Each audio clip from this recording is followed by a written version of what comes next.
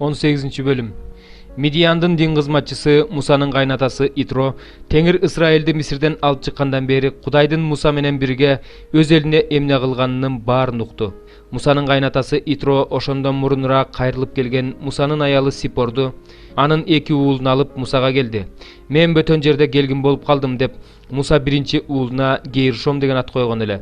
Atamdın Kudayı maga jardamçı bolup meni faraondun kılışынан kutkardı dep ekinci uğuluna Eliezer degen at koygon ele.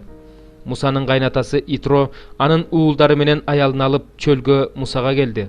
Musa Kudayдын toosunun janında koşuunu menen jaylanышкан ele. Al Musa'ga men kaynataң Itro ayalың menen эки уулуңду alıp saga bara жатам деп кабар жиберди. Musa kaynataсын тосуп чыгып, жүгүнүп аны öptü.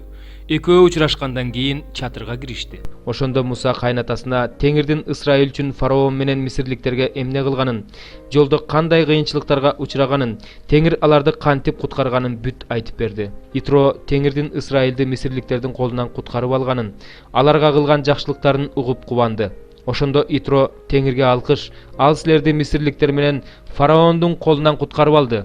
Ал бул элди мисирликтердин бийлигинен бошотту. Теңирдин бардык кудайлардан улуу экенин эми билдим. Себеби ал бул элди мисирликтердин колунан куткарды. Анткени алар Исраилга жамандык каалашкан эле деди. Анан Мусанын кайнатасы Итро Кудайга арнап бүтүндөй өртөлчү курмандык жана курмандыктарды алып келди. Ошондо Арун Исраилдин бүт аксакалдарын ээрчитип, Мусанын кайнатасы менен бирге Кудайдын алдында тамак жегени келди.